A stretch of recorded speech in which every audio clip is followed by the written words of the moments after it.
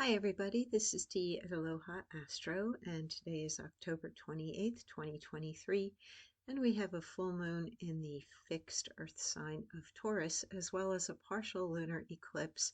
The full moon occurs at 4:24 p.m. Eastern Time at 5 degrees 9 minutes of Taurus. Let's take a look at the forecast for the day.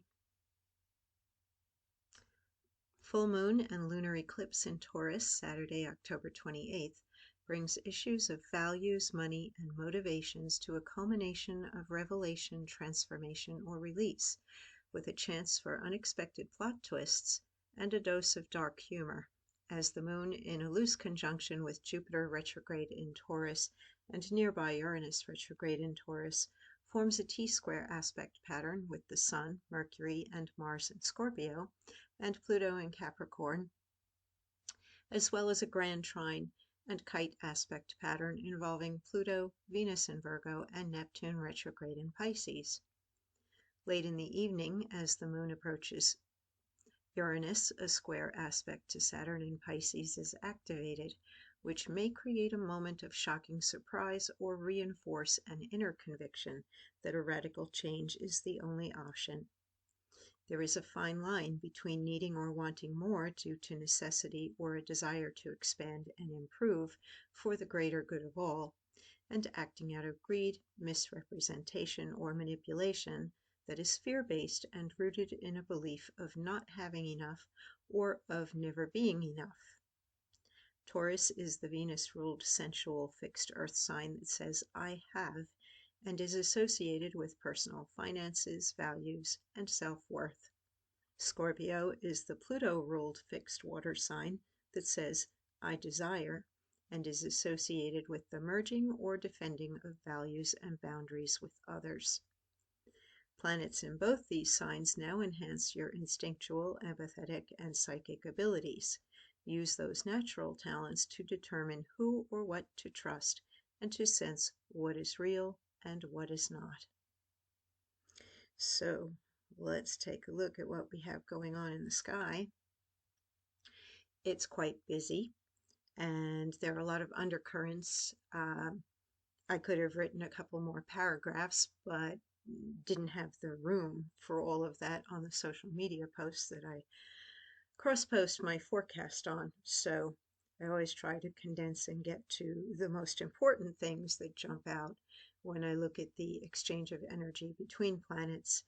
And today, what we have going on in cases, a lot of enclosed aspect patterns, and those are always felt very strongly, on top of which we have a full moon, which intensifies emotions, and we have an eclipse, which will also add more of that intensity to things.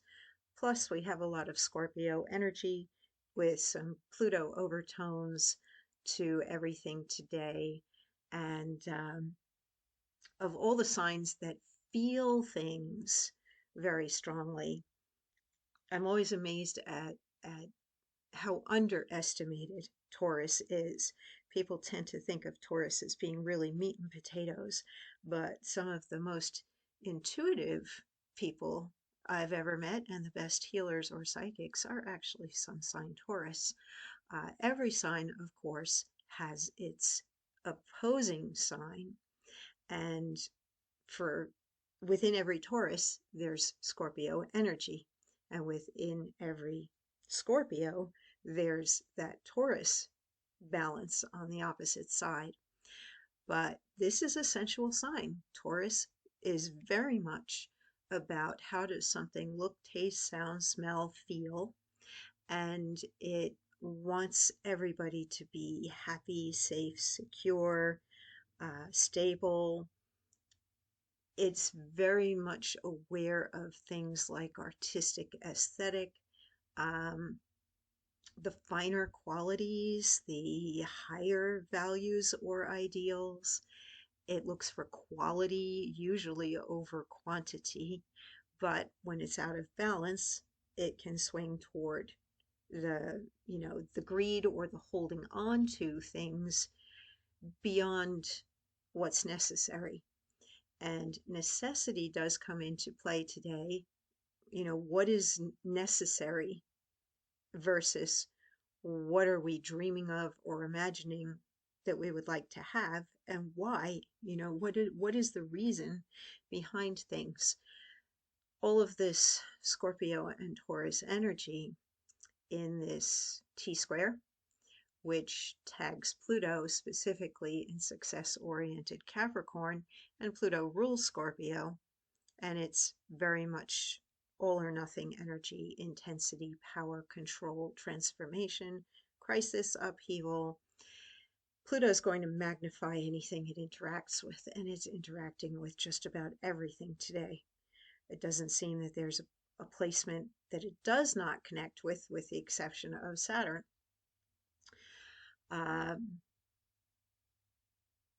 We've got that opposition brings in, I know I'm jumping around a lot, but as things pop up, I'm just going to talk about them. We've got Mars spurring greater action. Mercury by itself is usually enough to trigger the thought and then the follow through on whatever you're thinking about. With the addition of a very physical planet, Mars, which is actually the ancient ruler of Scorpio before we began to integrate Pluto and assigned it to Scorpio, Mars was the ruler of both Aries and Scorpio. So we've got the push or the drive, and it's very physical, and it's full of the fire of Mars mixing in with that water. Expect things to get kind of steamy, and whether that means steamy in a romantic or sexual way, or whether it means you're going to get all steamed up and hot-headed over things because you're very fixated upon getting what you want, maybe some of both. And then that T square with Pluto and the moon, and you've got the fixed energy in there that can be quite persevering and determined and stubborn. That T square really is driving people to want more, to have more. We've got the moon with Jupiter, and Jupiter is a planet of growth and abundance. And this definitely is motivation to take action, to go get more, or to have more, to become more. But what's the motivation? And are there shadows in there? Is there something a bit there, you know, on the dark side, that's not on the up and up? Especially if somebody's presenting something to you and they're putting a lot of pressure on you to go ahead and spend your money and say yes, or follow them, or if you sense at all that there is too much pressure, it's due to that T square. And probably it's good to back off a little bit and remove yourself and think about what you really feel. If your gut reaction is more aversion than being drawn to the person or the situation, then listen to that. We've got this trine between the Scorpio planets and Saturn in Pisces, and this may make you want to kind of logic it out, or, oh, well, everybody tells me that this is what I need to do, like this is what I'm supposed to do, because if I want to succeed, it has to be done this way. Saturn's the planet that shoulds on us. And here it is in a sextile to the moon early on. And then as the moon moves further along in Taurus, we get that square pop up. And what appears as if it's the right thing or good isn't necessarily so. And that's where you might have the surprise or the reality check or the shock, where suddenly you realize, wait a minute, you know, I have a say in this, or this isn't what I thought it was. And suddenly things come to light. Whenever Neptune is involved in a square or an opposition to almost any planet, but particularly one of the quicker personal planets, there can be some illusion or deception. And whether it's somebody deliberately doing it to us or we're deluded and full of fantasy and not looking at things really, it can be either or sometimes both. And Neptune is in this sesqui-square here with Mercury and Mars, so it is a little bit like a Mercury retrograde-ish feeling to it. And then Neptune opposing Venus, and Venus is hanging out in Virgo, which is pragmatic and wants to solve problems or fix things. The thing to watch out for, well, we've got the moon in that sesqui-square to Venus and Mercury and Mars in that sesqui-square to Neptune, is watch out if anybody is attempting to tell you that something is good for you because it's going to, let's say, solve your particular problem. In other words, they may be preying upon your weaknesses and your desires that you're broadcasting, perhaps subliminally. Do monitor your words and don't overshare with people. It is a bit better to maybe practice the poker face right now, or literally put on your mask and tap into some of that preservation and protective energy that Taurus and Scorpio can give you. Keep everything rather close and be careful with what you're saying and who's hearing it and who you really trust, that they would treat your situation or your confidences in the way that, you know, has integrity, or the way that you would hope that they would treat you. And the trust and betrayal axis is Taurus and Scorpio, and you could basically undermine yourself by being too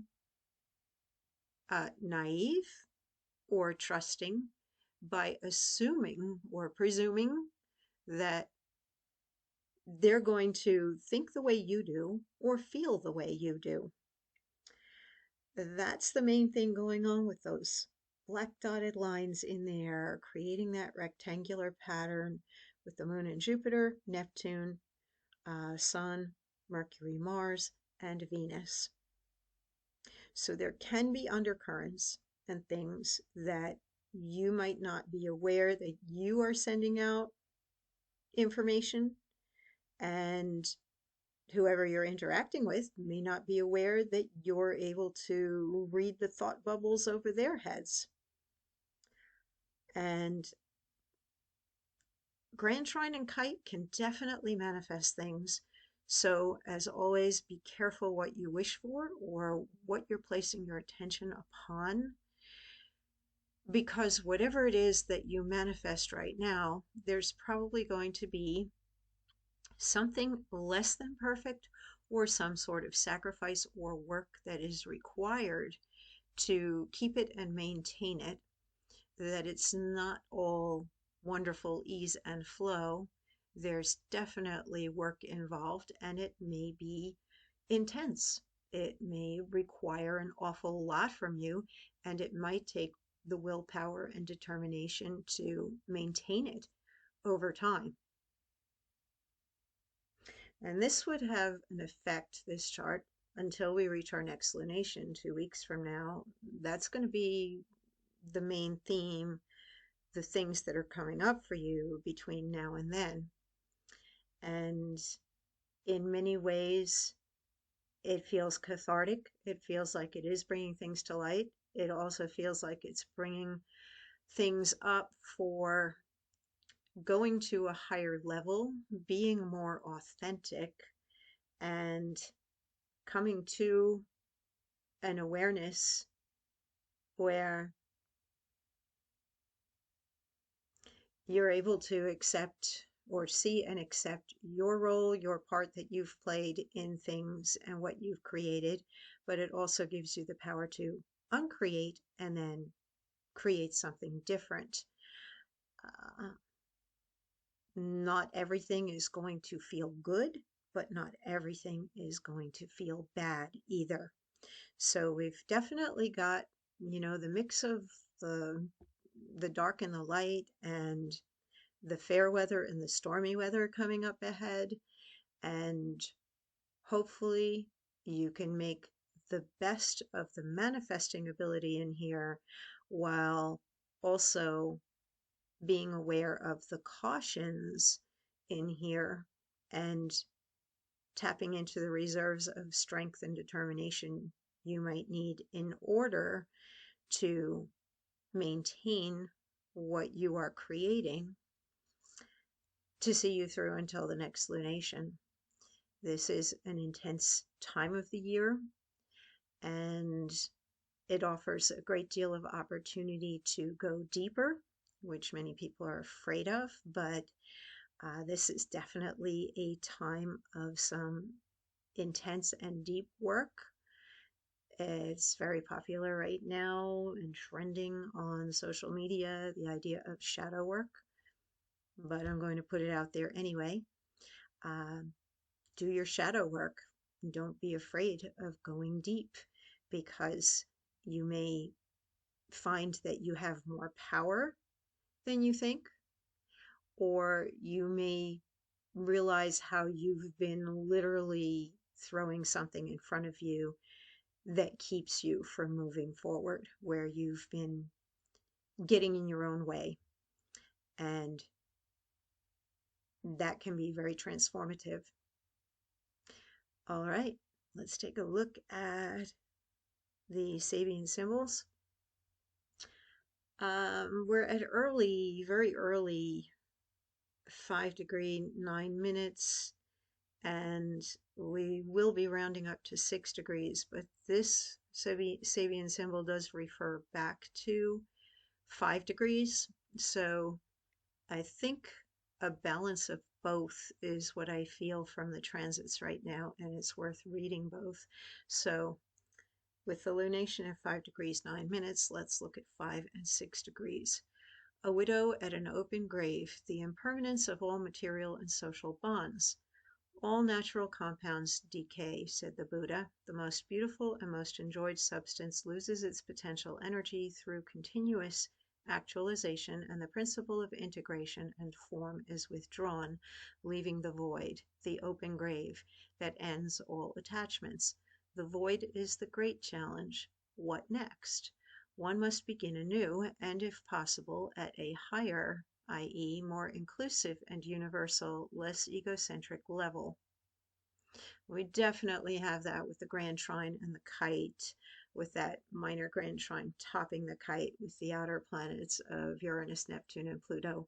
And that's been a theme for weeks now, to go up to a higher level, not get stuck in the lower realm, keep aiming higher. This fifth conclusive stage of the sequence, which deals with root elements and basic actions and responses, may seem negative, yet it opens the door to self-renewal. Beyond the personal attachment rises the possibility of participating in a larger sphere of existence. This possibility rarely manifests itself, except as one is ready to discard the past. And here we go to degree number 6, cantilever bridge across a deep gorge. Keynote, the conquest of separativeness through group cooperation. The person who has suffered deprivation and loneliness can give new substance to his or her emotional life by participating in a collective project. All great evolutionary challenges imply the overcoming of basic difficulties. A step ahead must be taken, yet an abyss confronts evolving man. It is no longer a personal void, an open grave, but a chasm that is an integral part of the land upon which man's evolution must proceed. A link must be built through the power of the collective mind of the group or of the community at large, on the basis of the legacy of the past, to make a bridge over the canyon. This is the first stage of the eighth fivefold process of substantiation. The man-made bridge built with collective skill gives substance to and demonstrates man's capacity to conquer obstacles and to achieve evolutionary continuity as well as expansion in space. In some ways, this feels very much like religion or spiritual practice that is handed down over time, and the rituals behind it. And that's what I feel that is, um, because it seems to say something about, our ancestors and those who have passed, as well as the history that we are. It's our foundation, it's where we're growing from, but it is also so soon forgotten. Um, Yet we pass on the rituals and the faith to each generation, and it seems to grow and build in its power over time and use. I often feel that it doesn't matter particularly if I am choosing to utilize something like working with the saints. I've never been raised in a religion that recognizes that. However, Saint Anthony and Saint Jude and a bunch of other saints have definitely worked on my behalf when I have connected to that energy. So, what I believe stands behind the power of something like an angel or a saint or any deity is the collective consciousness that is behind it. If there are millions of people who believe in a particular being working on their behalf, that is a collective energy. And I've also attended intender circles and what's the other one? Mastermind groups. And there is power in more than one person intending something when you have a group of people listening and repeating your intention back to you. Energy moves, and the collective energy makes things happen.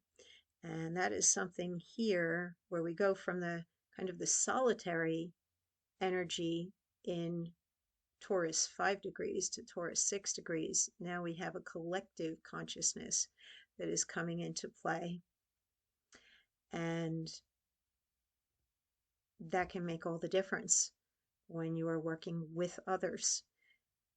When we're looking at this full moon, there's the self-awareness with the Taurus second house planets that are all about individual personal values versus the merging and the combining and putting things together on a deeper level where it's more than the individual and takes on more serious overtones, and there's accountability when we get into that eighth house. And then we find that a lot of the energy of Taurus and Scorpio in the sky right now is directed to these outer planets where we are concerned with the world as a whole and society and the larger groups and organizations, while Pluto is in Capricorn, which is extremely governmental, rules the people in power that form the structure and the rules of society. And we've got Saturn poised to be coming out of retrograde November 4th. And that's definitely looking at the work of the larger collective.